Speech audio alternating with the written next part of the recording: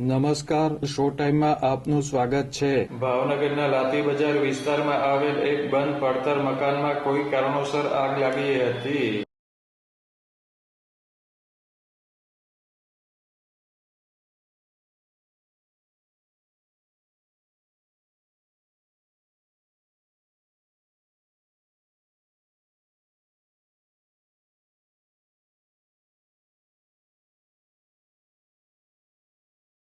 ભાવનગરના લાતી બજાર વિસ્તારમાં આવેલ પડતર મકાનમાં આજે કોઈ કારણોસર આગ લાગી હતી.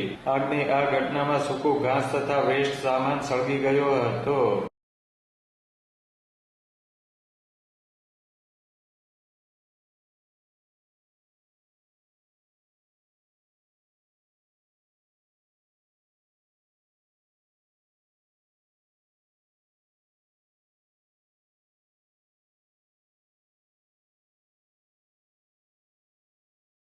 આ બનાવની જાણ થતાં ફાયર વિભાગની ટીમ બનાવ સ્થળે પહોંચી હતી અને પાણીનો છંટકાવ કરી આગ બુઝાવી હતી.